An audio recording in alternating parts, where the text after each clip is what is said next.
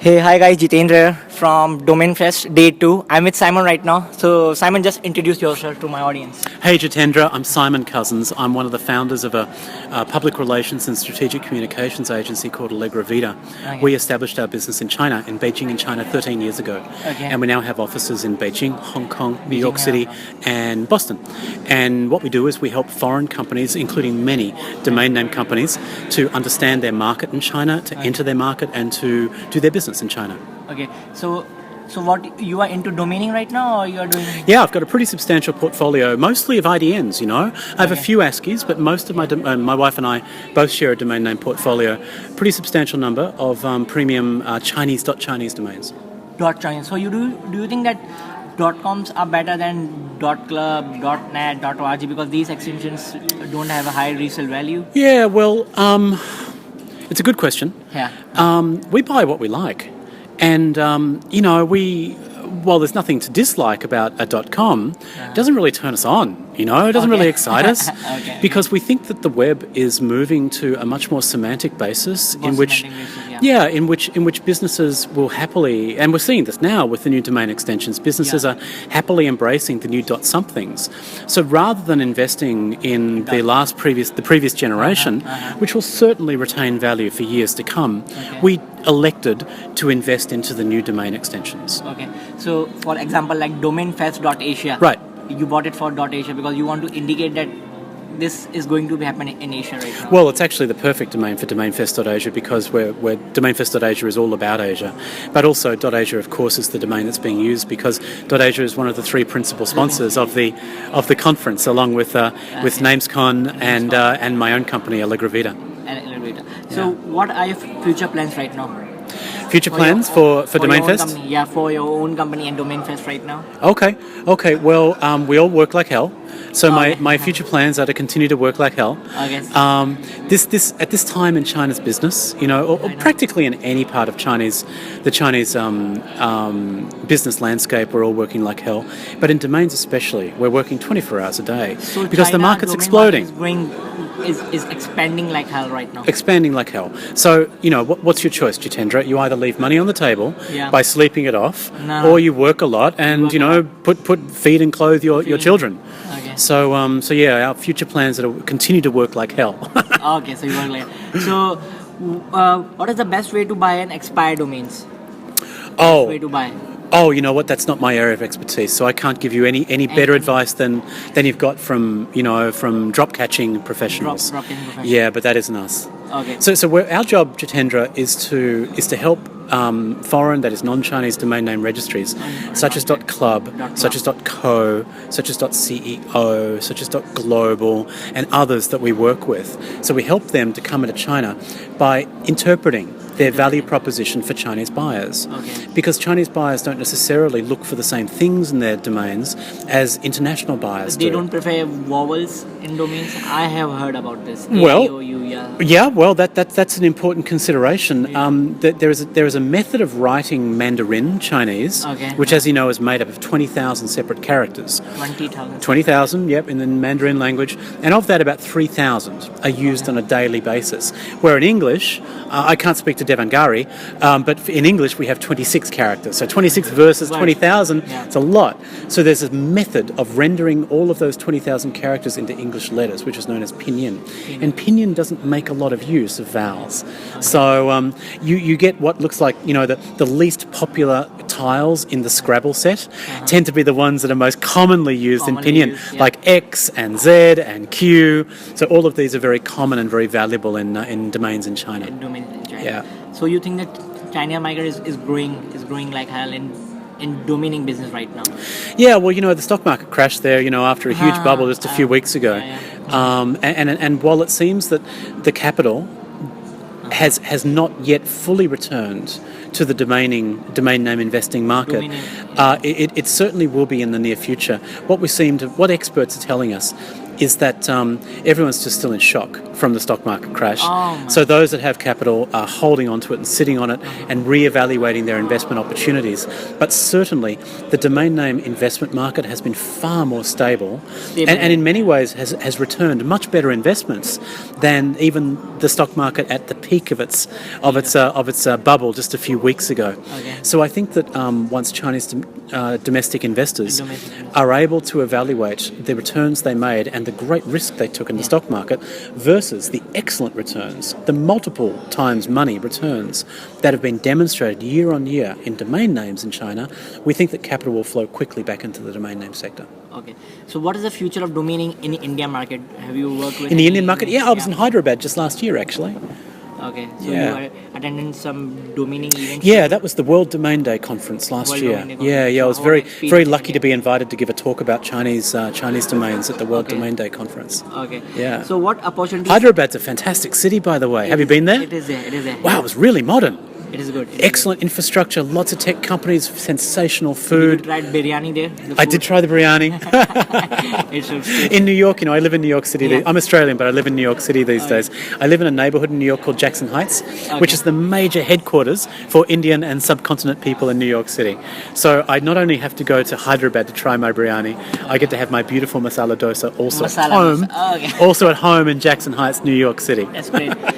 So what opportunities exist in TLDs other than .com? What opportunities? Yeah.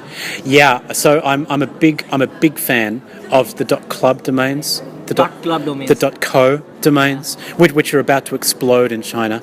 They're very well established So already. you think that these accessions have a high resale value? If I have a domain like xyz.club, so I can sell it at a very high price? Right now is a great time to be buying .club, .co, .ceo and .global domains for China, because all of these registries are booming like crazy at the moment. They're in their early days in China, but they only have huge growth ahead of them. So now's a great time to be investing in relatively low price domains.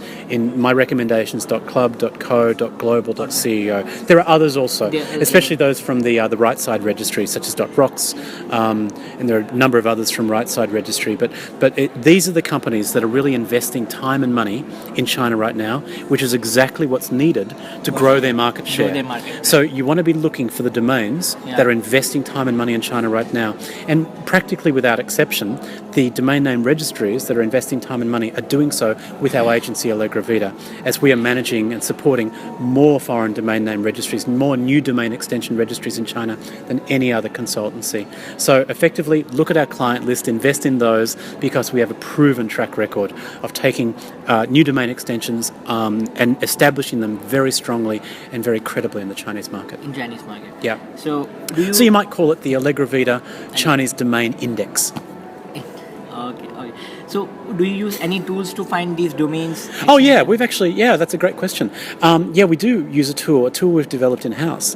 So over the 13 years that we've run our business in China and the West, we've developed a number of in-house database applications, and our latest, I think do you want to share some tools here? Sure. It's currently an in-house tool. We call it Jianbing. So we've named all of our database products internally after Chinese snack foods. Okay. And the latest one we've named it after is called Jianbing. Jianbing is a delicious, very thin pancake that's sold on the street in China, filled with delicious food, all sorts of meats and vegetables and so on. So the Jianbing database is, we believe, the world's biggest database of premium, that is valuable domain names that are relevant to China. So we've built this database by hand.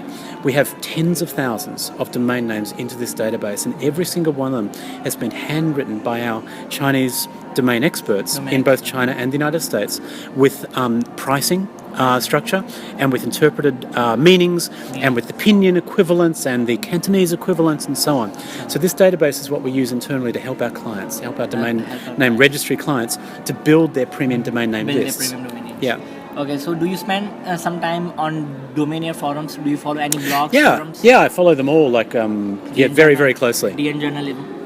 DN Journal? Ron Jackson at DN Journal is one of the heroes of the domain name industry. So, yeah, Ron is really. I mean, I wouldn't. I believe he recently became a grandfather, but I wouldn't call him the grandfather of the domain name industry. But yeah, Ron is one of the most respected domain name bloggers and journalists in the industry.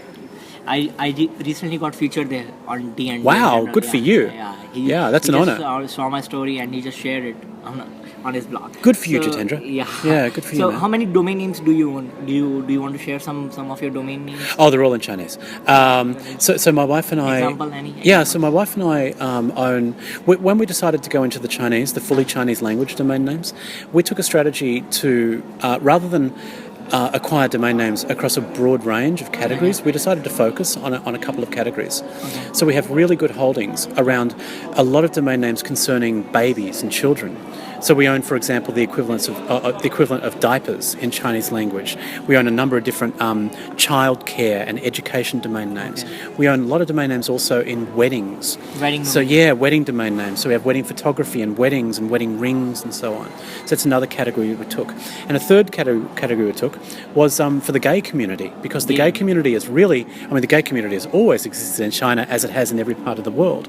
But just in very recent years, Jitendra, the gay community has started to come out of the closet en masse in China, and to the delight of the gay community, both the male gay and the lesbian community, there has not been the kind of pushback towards them as there has been in Western countries. So we also own a big portfolio of gay and lesbian domain names, and we have a number of others also. But those are our three main categories that we've tried to corner the market on. So, do you prefer to buy .com, .club, .asia, .net, or is there any? We don't buy love? .coms. We never buy .coms.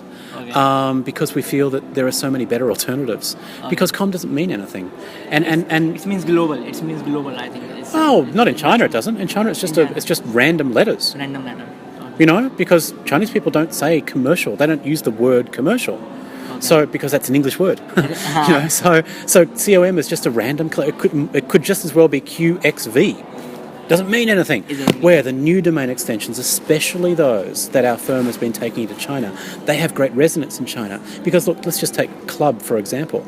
The word club is in the top 10 of English words, which is clearly recognised by most people in China. CLUB means the same thing in China as it does worldwide. .CEO is another example. That means something to Chinese people. So because we invest for Chinese buyers and Chinese businesses, we don't favour .com. We know they're very popular now, but that won't last forever. Increasingly, Chinese buyers and Chinese investors will be looking to domains that mean something, because Chinese people want to go to websites that they feel they can trust the meaning of. Because there's so much scamming, there's so much phishing, and so many fake sites in China. So Chinese people are encouraged by the government, by the Chinese government, to only visit sites that they can comprehend the domain name. So we try to invest in domains that have great meaning and are easy to comprehend by Chinese people. Okay. So how's your experience interacting with other domain investors? Domain investors are amongst the most interesting people in the world. Jitendra, domain name investors drive me crazy, because... In what sense they drive you crazy? Dude, if you get 100 domain name investors in a room like we have here at Domainfest.Asia this week, that means you've got at least 100 different opinions, and sometimes more. But domain name investors I find amongst the most opinionated people in the world, because they're so smart. Because domain name investors... They know how to invest and they're typically lone wolves, right? There are big companies like Domain Holdings, for example, that have done, really sensational business. But the typical domainer, right? She or he is a lone wolf who's relying on her intelligence and her skills and her wit and her speed and her ability to stay awake, So we find domain name investors the most interesting people in the world. We love working in this industry. So, next question is, are there any good $8 domain available right now in the market? $8 domains? Yeah. Yeah, well, you can buy .co's and .clubs for less than $8. You can buy .globals for close to $8. Okay. CEOs are worth a lot more money because they're a higher value of domain name. Okay. But sure, I'd be if I had $8 to spend, I would be looking at a .co, a .club, or a .global, or I'd spend $100 on a .ceo. So that's what I'd be looking at. So do you think these domainers depend on single resource of income? I think these domainers have multiple option of business. Like someone is doing digital marketing agency, someone is running his social media. So you want to share some insights on the domainers' life? You mean from the registry side? The registry side. Yeah, sure. It's true, and I think we addressed part of this in our China Bootcamp, one of our China Bootcamp sessions here at Domainfest.asia yesterday. That was our bootcamp on the differences between the operations of Western registries and Chinese registries. And one of those differences is that the typical, not every Western registry, but the typical registry has a relatively small staff. I mean, you and I both know registry operators which are one-person operations, and then there are other registry operations such as Donuts, for example, that have a much larger staff. But even the largest registry operators, even VeriSign, with several hundred staff, that pales in comparison to the average fast food chain of like 4 or 5 outlets in China, which might employ 500 people. So you're quite right that Western domain registries have a model of having a relatively small number of people with outside teams, outside consultants, looking after their China market entry, for example, in the case of our own firm, or with their digital marketing or their SEO work, or other, finance. Even finance can be done externally from the company. And this is perfectly normal, right, in modern business these days. In China, not quite so common. And it can present some challenges when those Western companies first come to China. The Chinese sales partner, the first time they ever meet the Westerner, will often say, well, how many people are in your business? And the entrepreneur will be very proud because she's got a lean company. And she'll say, well, I'm very proud that we've only got 3 people. And that's fantastic for a tech startup, right? Yeah. Because you only need one developer, to build, $1 million web page. Yeah. But in China, the idea of a company having 3 people and being successful and being credible, it's almost impossible to understand. And that attitude's changing. But for the average Chinese, it's impossible to understand that.